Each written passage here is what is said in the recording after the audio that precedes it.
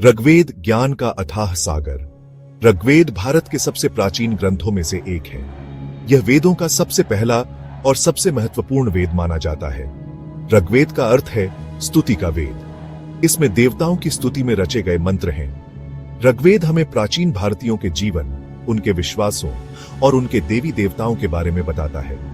ऋग्वेद की रचना लगभग 3500 साल पहले हुई थी।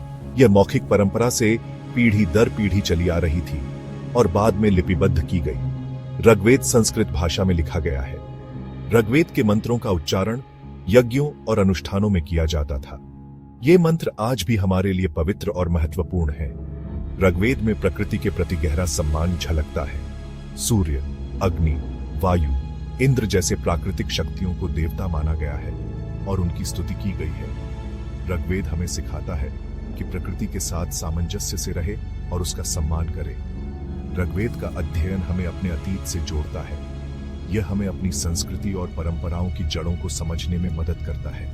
ऋग्वेद का ज्ञान आज भी उतना ही प्रासंगिक है जितना हजारों साल पहले था।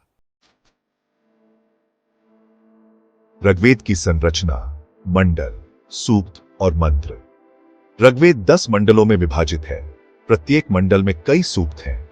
सूक्त का अर्थ है सुंदर ढंग से कहे गए शब्द। प्रत्येक सूक्त में कई मंत्र होते हैं। मंत्र का अर्थ है मनन करने योग्य वाक्य। इस प्रकार ऋग्वेद मंडलों, सूक्तों और मंत्रों का एक संग्रह है। ऋग्वेद में कुल 1028 सूक्त और 10,552 मंत्र है। यह वेदों का सबसे बड़ा और महत्वपूर्ण भाग है। ऋग्वेद के कुछ मंडल विशिष्ट ऋषियों को समर्पित हैं। उदाहरण के लिए दूसरा मंडल ऋषि गृत्समत को समर्पित है। ऋग्वेद के मंत्र विभिन्न छंदों में रचे गए हैं। गायत्री मंत्र, जो ऋग्वेद के तीसरे मंडल में स्थित है, सबसे प्रसिद्ध मंत्रों में से एक है। यह मंत्र सूर्य देव को समर्पित है और ज्ञान और प्रकाश की प्रार्थना करता है। ऋग्वेद की संरचना हमें यह समझने में मदद करती है कि कैसे प्राचीन भारतीयों ने ज्ञान को व्यवस्थित और संरक्षित किया। यह संरचना ऋग्वेद के अध्ययन को सुगम बनाती है और इसके गहन अर्थों को उजागर करती है। देवताओं का गुणगान। ऋग्वेद के प्रमुख देवता। ऋग्वेद में अनेक देवी देवताओं का वर्णन मिलता है। इन देवताओं को प्रकृति की शक्तियों का प्रतीक माना गया है। इंद्र, अग्नि, वरुण, सूर्य, उषा आदि प्रमुख देवता हैं जिनकी स्तुति ऋग्वेद में की गई है। इंद्र को वर्षा का देवता माना जाता था। वे शक्तिशाली और वीर योद्धा थे जो असुरों से युद्ध करते थे।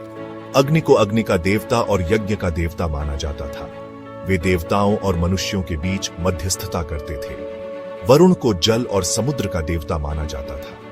वे नैतिक व्यवस्था के रक्षक थे। सूर्य को प्रकाश और जीवन का देवता माना जाता था। वे अंधकार को दूर करते थे और दिन के उजाले लाते थे। उषा को प्रातः काल की देवी माना जाता था।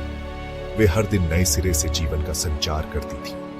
ऋग्वेद में देवी देवताओं के गुणों और कार्यों का सुंदर वर्णन मिलता है। इन देवताओं की स्तुति के माध्यम से ऋग्वेद हमें प्रकृति के महत्व को समझाता है और हमें उसके साथ सामंजस्य से रहने की प्रेरणा देता है। ऋग्वेद का प्रभाव वेदों और भारतीय संस्कृति पर। ऋग्वेद का भारतीय संस्कृति पर गहरा प्रभाव पड़ा है। यह वेदों का सबसे प्राचीन ग्रंथ है और अन्य वेदों का आधार माना जाता है। ऋग्वेद के मंत्रों का उच्चारण आज भी हिंदू धर्म के विभिन्न अनुष्ठानों में किया जाता है। ऋग्वेद का प्रभाव भारतीय दर्शन, साहित्य, कला और संस्कृति के विभिन्न पहलुओं में देखा जा सकता है।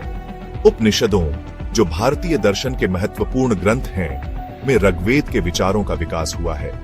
महाभारत और रामायण जैसे महाकाव्यों में भी ऋग्वेद के पात्रों और कथाओं का उल्लेख मिलता है। ऋग्वेद ने भारतीय समाज को नैतिक मूल्यों और आदर्शों की नींव प्रदान की है। सत्य, अहिंसा, दया, करुणा जैसे मूल्य ऋग्वेद से ही प्रेरित हैं। ऋग्वेद हमें मानवता, प्रेम और भाईचारे का संदेश देता है। आज भी ऋग्वेद का अध्ययन हमें अपने अतीत से जोड़ता है और हमें अपनी संस्कृति की गहराई को समझने में मदद करता है।